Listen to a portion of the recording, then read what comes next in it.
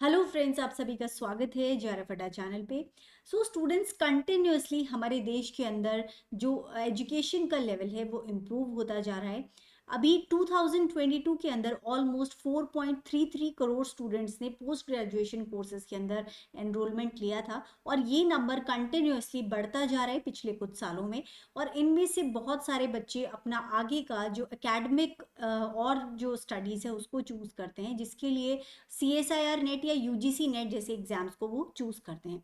Students काफ़ी बड़े number में ये स्टूडेंट्स इस तरह के एग्जाम्स देते हैं और ये जो एग्ज़ाम है क्योंकि एकेडमिक्स को आगे बढ़ाने के लिए है, इसमें ज़्यादातर जो स्टूडेंट्स आते हैं they are the potential aspirants जो कि बिल्कुल सीरियसली इस एग्ज़ाम को देना चाहते हैं। अगर CSIR नेट की पर्टिकुलरली बात करें तो ऑलमोस्ट 2.25 से 2.5 लाख बच्चे हर बार इस एग्ज़ाम को दे रहे हैं हर एक सेशन के अंदर, और जिसमें से सिर्फ 2% बच्चों को JRF और 4% बच्चों को LS दिया जाता है।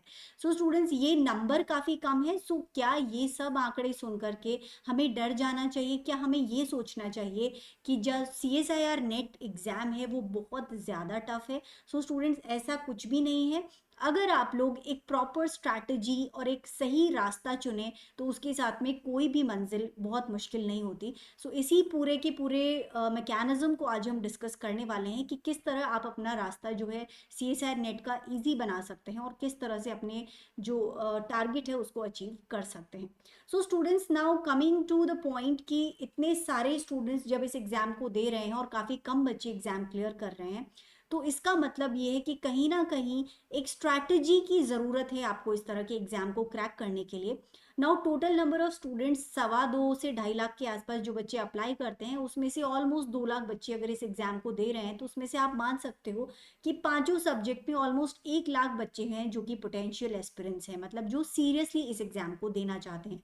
नाउ जब बच्चे एग्जाम देने की प्रिपरेशन के लिए सोचते हैं तो वो अब सबसे पहले इंपॉर्टेंट स्टेप ये है कि आप किस फेज पे ये सोच रहे हो कि आपको ये एग्जाम देना है। कुछ बच्चे MSc कंप्लीट करने के बाद इस एग्जाम को देने का सोचते हैं।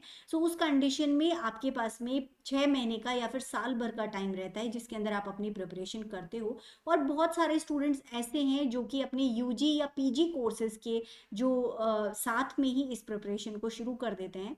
उन स्टूडेंट्स का टारगेट रहता है कि MSc के साथ में उन्हें ये एग्जाम क्लियर करके बाहर निकलना है। इस एग्जाम को क्रैक करना बहुत डिफिकल्ट है कि नहीं, ये टोटली डिपेंड करता है अब एक स्टूडेंट के ऊपर कि वो अपना माइंडसेट कितना स्ट्रॉन्ग बना सकता है। अगर आपने ठान लिया है कि मुझे एग्जाम क्रैक करना ही है और उसके लिए जो भी आप सोचते हैं, जो प्रिपरेशन करने का स्ट्रैटेजी बनाते हैं, अगर उसको आप सीरियसली फॉलो करेंगे तो इतना डिफिकल्ट आप लोगों के लिए नहीं होगा।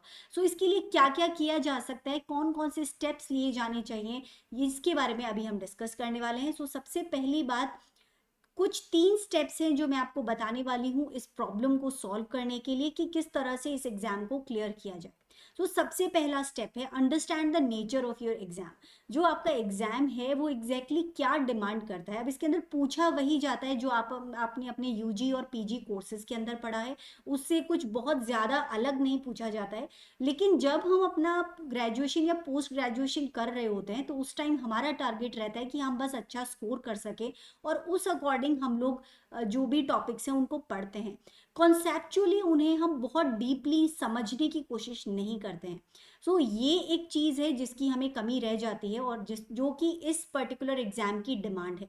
क्योंकि हमारा जो एग्जाम है उससे अल्टीमेटली आपको या तो PhD में एडमिशन मिलेगा, आपको PhD के अंदर एडमिशन के बाद में JRF मिलेगा और साथ में आपको लेक्चररशिप के लिए ऑल ओवर इंडिया एलिजिबिलिटी मिल जाएगी। ये इसके अल्टीमेट गोल्स होते हैं जो कि आपको अचीव करने हैं, जिससे कि आपको अल्टीमेटली लाइफ में जो आपका करियर है उसके अंदर एक गियर मिलेगा। अब ये हम आसानी से समझ सकते हैं। अगर आपको PhD में एडमिशन के लिए ये पर्टिकुलर एग्जाम देना है तो ज़्यादातर आपसे जो क्वेश्चन पूछे जाएंगे वो कंसेप्चुअल क्वेश्चंस होंगे, ज़्यादा एप्लीकेशन बेस्ड क्वेश्चंस पूछे जाएंगे। एक प्रैक्टिकल अप्रोच आपके अंदर है या नहीं ये चेक करने के लिए आपसे ये एग्जाम के अंदर क्वेश्चंस पूछे जाएंगे। अंडरस्टैंड ये करना है कि जो टॉपिक्स आपने UG और PG में पढ़े हैं उसी तरह के टॉपिक्स यहाँ पे कवर किए जाते हैं। ऑल्दो काफ़ी वास्ट सिलेबस है, बहुत सारी चीज़ें यहाँ पे पूछी जाती हैं, लेकिन उसमें से आपको एग्जैक्टली अपना प्रिपरेशन कैसे करना है, उन्हीं टॉपिक्स के साथ में उन्हें कॉन्सेप्चुअली कैसे समझना है। सबसे पहले नेचर ऑफ एग्जाम को समझें कि उसका पर्पस क्या है, उसके बाद में कॉन्सेप्चुअलाइजेशन। वही टॉपिक्स जो आपने यूजी और पीजी में पढ़े हैं, उनको बेसिकली बहुत डीप तक आपको समझना होगा कि आखिर वो जो पर्टिकुलर, अगर सपोज मैं लाइफ साइंसेस की बात करूं, तो उसके अंदर अगर सपोज कोई भी एक प्रैक्टिकल है, कोई भी तरह का एक इंस्ट्रूमेंट है, उसका एग्जैक्टली पर्पस क्या है। जब हम यूजी या पीजी में उसे पढ़ रहे होते हैं, तो हमें सिर्फ थ्योरेटिकली उसे प्रिपेयर करना होता है, ताकि हम एग्जाम के अंदर उसको आंसर करके आ सकें अगर क्वेश्चन पूछा जाए। लेकिन उसका प्रैक्टिकली क्या यूसेज है, क्या उसका अप्रोच है, क्या उसका एप्लीकेशन होगा, ये सब चीज़ें समझना इस एग्जाम की डिमांड है। उसको बहुत डीपली एक अलग तरह से आपको लेना होगा कि अगर सपोज मैं एक्चुअली प्रैक्टिकल कर रही हूँ इसी इंस्ट्रूमेंट के साथ में, तो मुझे उसका जो प्रॉब्लम है उसको किस तरह से सॉल्व करना होगा। इस तरह का कॉन्सेप्ट आपको अपने दिमाग में डेवलप करना होगा, और ये जो कॉन्सेप्ट है ये इजीली आप समझ पाएंगे, ज़्यादा बेटर समझ पाएंगे। तो जब भी आप कोई टॉपिक कवर कर रहे हैं, तो साथ साथ में प्रीवियस ईयर क्वेश्चंस को देखते रहिए, जो उस टॉपिक से रिलेटेड जो पर्टिकुलर क्वेश्चंस हैं, उन्हें जब आप देखेंगे तो आपको समझ में आ जाएगा कि किस तरह से किस टॉपिक से क्वेश्चंस बनते हैं, और उससे अपने आप आपका जो एक प्रैक्टिकल अप्रोच है वो डेवलप होने लगेगा। ये जो एक तरीका है कि आपको एग्जैक्टली पढ़ना किस तरह से है, ये एक डेवलप करना होगा आपको अपने अंदर, वो जो प्रैक्टिकल अप्रोच है वो लेके आनी होगी। नाउ ये जो एग्जाम है 3 सेक्शन के अंदर पेपर को डिवाइड किया जाता है, सेक्शन ए, सेक्शन बी और सेक्शन सी। सेक्शन ए के अंदर ज्यादातर मैथ्स और एप्टीट्यूड बेस्ड क्वेश्चंस पूछे जाते हैं। सेक्शन बी और सेक्शन सी आपके सब्जेक्ट बेस्ड क्वेश्चंस होते हैं। टोटल जो क्वेश्चन पेपर है वो 200 नंबर का होता है, और जिसमें से जनरली जो कट ऑफ है आपकी अलग अलग सब्जेक्ट्स पे डिपेंड करता है ना। जनरली 110 से 120 के बीच में अलग अलग सब्जेक्ट्स में कहीं ना कहीं जीआरएफ बच्चों को जनरली मिल जाता है। आपको इतना प्रिपेयर करना है कि आप 55 टू 60% तक स्कोर कर सकें। आपको जीआरएफ यहाँ पे आराम से मिल जाएगा। नाउ इन क्वेश्चंस के अंदर भी आपको बहुत सारे ऑप्शंस दिए जाते हैं, क्योंकि काफ़ी सारे स्ट्रीम्स के बच्चे इस एग्जाम को देते हैं। जैसे अगर मैं लाइफ साइंसेस की पर्टिकुलरली बात करूँ, तो माइक्रोबायोलॉजी या बायोकेमिस्ट्री या बॉटनी, जूलॉजी, या फिर जितने भी लाइफ साइंसेस के और भी सब्जेक्ट्स होते हैं, वो सभी बच्चे इसी पर्टिकुलर एग्जाम को देंगे।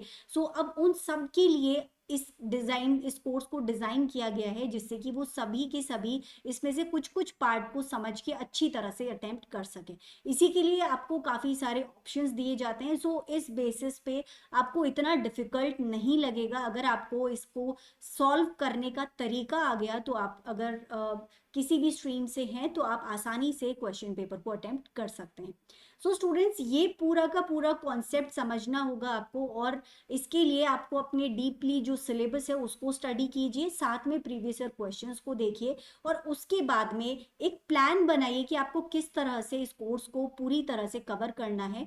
और जो पर्टिकुलर प्लान आप बनाते हैं उसको एग्जीक्यूट करना बहुत ज़रूरी है। उसमें अगर कहीं ना कहीं आपने ढिलाई छोड़ दी, तो इतना ईजी भी नहीं है कि आप आराम से कुछ सोच रहे हैं और उसके बेसिस पे जो पर्टिकुलर 6 महीने का टाइम है उसके अंदर आप ढील छोड़ करके अपने प्लान के अकॉर्डिंग ना चल के इस एग्जाम को क्रैक कर सकें, that is almost impossible.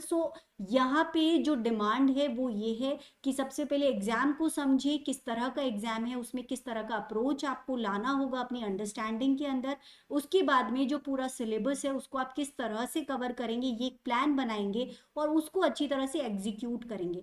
Now जब आप प्लान और एग्जीक्यूट करने वाला जो एक लूप है उसको अगर पूरी तरह से फॉलो करते रहेंगे, और विद इन टाइम आप अपना सिलेबस कंप्लीट करके प्रीवियस ईयर क्वेश्चंस की साथ साथ में प्रैक्टिस करते रहेंगे, तो डेफिनेटली आपके बहुत अच्छे चांसेस बन जाते हैं कि आप आराम से इस एग्जाम को 6 महीने के टाइम में क्रैक कर सकते हैं। बट इतना भी इजी नहीं है। आपको बहुत सीरियसली और अच्छे से अपना जो पूरा टाइम है, पूरा पोटेंशियल है, पूरा फोकस है, वो इस एग्जाम के ऊपर देना होगा। उसके बाद में कहीं ना कहीं मैं कह सकती हूँ कि आप ज़रूर इस एग्जाम को क्रैक कर सकते हैं। एग्जाम से डरने की बिल्कुल ज़रूरत नहीं है। कोई भी एग्जाम आज के दिन में बहुत इजी नहीं है, क्योंकि बहुत कंपटीशन बढ़ता जा रहा है दिनों दिन। बहुत सारे बच्चे हैं जो इस एग्जाम को सीरियसली देना चाहते हैं। सो उन सब के कंपटीशन में अगर आप आना चाहते हैं तो आपको उतना सीरियसनेस दिखानी होगी, उतना सीरियसली अगर आप एग्जीक्यूट करते हैं अपने प्लान को और बहुत सीरियसली अगर आप अपनी स्टडीज़ को अप्रोच करते हैं तो डेफिनेटली स्टूडेंट्स आप इस एग्ज़ाम को आराम से क्रैक कर पाएंगे। सो इसके अलावा स्टूडेंट्स अगर आपको एक मेंटोरशिप चाहिए, अगर आपको गाइडेंस चाहिए कि किस तरह से कौन कौन से यूनिट्स को हम करें, क्या पढ़ना है और एग्जैक्टली क्या नहीं पढ़ना है, इस तरह की अंडरस्टैंडिंग अगर आप चाहते हैं और हम लोगों का थोड़ा हेल्प चाहते हैं तो आप हमें ज्वाइन कर सकते हैं JRF अड्डा की एप्लीकेशन पे, जहां कंप्लीट कोर्स आपको अवेलेबल हो जाएगा 4900 के ऑफर प्राइस पे। आपको कोड यूज करना है CSIR, जिसके बाद आप इस कोर्स के लिए एनरोल कर सकते हैं। सो स्टूडेंट्स, अगर आपके पास भी और कोई मेंटोर है, अगर आप सेल्फ स्टडी के साथ कर सकते हैं या अगर आप अपने UG PG के साथ में इसकी प्रिपरेशन शुरू कर देते हैं और जो भी मैंने साइकिल बताया है, 3 जो बेसिक प्रॉब्लम सॉल्विंग कॉन्सेप्ट्स हैं, अगर उनको आप फॉलो करते हैं तो भी आप लोगों के लिए बिल्कुल आपकी चॉइस है, जो भी आप चाहें। So students, that is all for this video. I hope it will be useful for you. अगर आपको वीडियो पसंद आया हो तो ज़रूर लाइक कीजिएगा, अपने फ्रेंड्स के साथ शेयर कीजिएगा एंड हमारे चैनल को ज़रूर सब्सक्राइब कीजिएगा।